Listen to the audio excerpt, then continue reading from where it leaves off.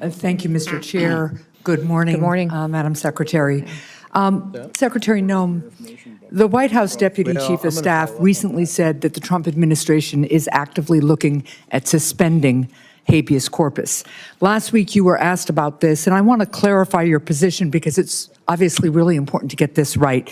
So, Secretary Noem, what is habeas corpus?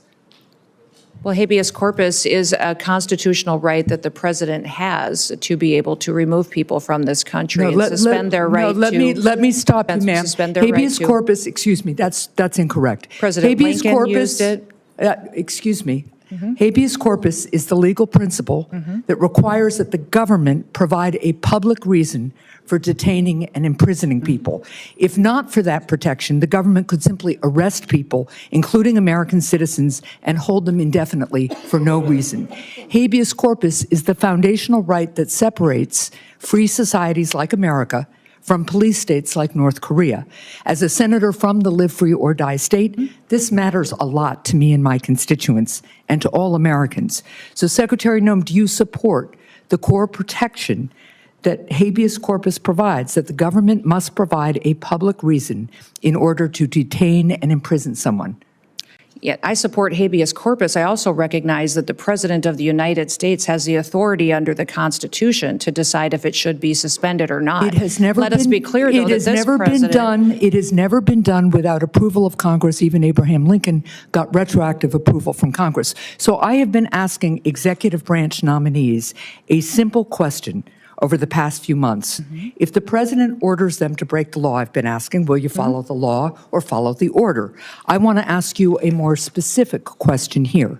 If the president tries to suspend habeas corpus and a federal court reverses the president's order, will you comply with the court order and uphold habeas corpus, or will you follow the president's directive? We are following all federal court orders and are complying with that, as is the president, and every decision that I make as well. That is obviously not true for anybody who reads the news. There are federal court orders right now, including returning somebody who was deported mistakenly. But to be clear, this is about a fundamental legal right that ensures that we live in a free society instead of a police state that would have a sham legal system like Russia or North Korea. So I'm glad that you have now committed to following court orders. I'm glad you believe in the basic freedom for Americans if ordered to do so by a court.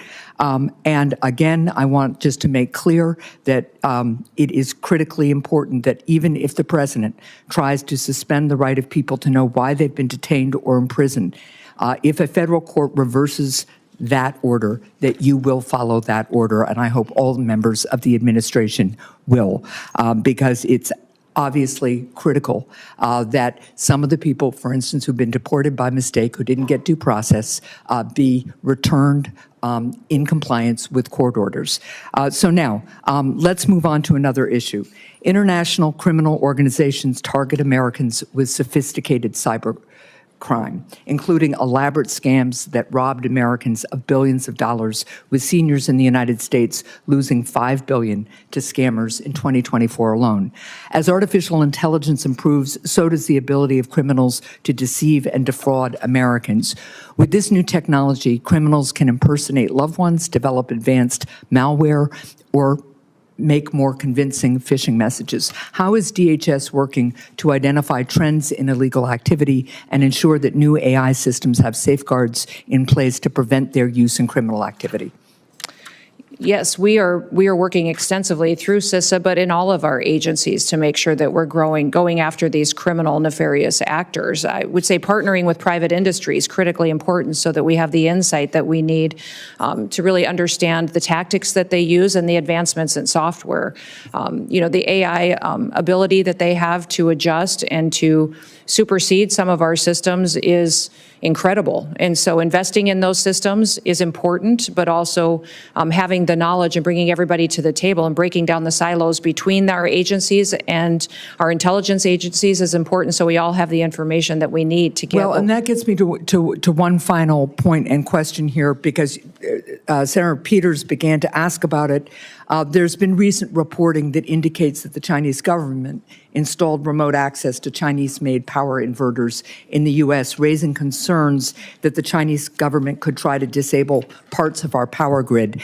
And you made a comment following up on Senator Peters' question about the importance of not only working with private industry on this issue, as you would also want to work on AI, but also on working with state and local governments on cybersecurity. And can you just talk to me a little bit about how DHS is partnering with state and local governments right now on cyber? Well, that's one of the core critical missions of CISA, is to help those state and local governments harden their systems. We're extremely vulnerable by our weakest link.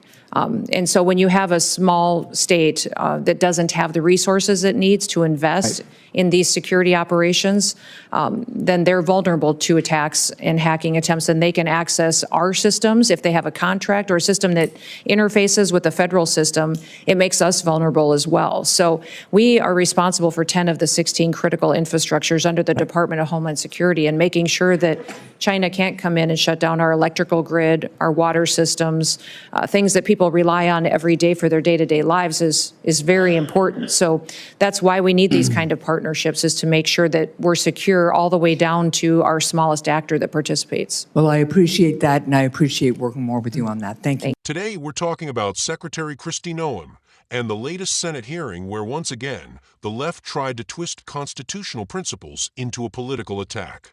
The senator started off by questioning Secretary Noem about habeas corpus, implying that the Trump administration wants to suspend it, as if defending national security somehow means destroying freedom. Let's be clear, that's the same tired narrative they've used for years. Take a phrase, misrepresent it, and use it to smear anyone who stands with President Trump or America First values. Secretary Noem made it very clear that she supports habeas corpus.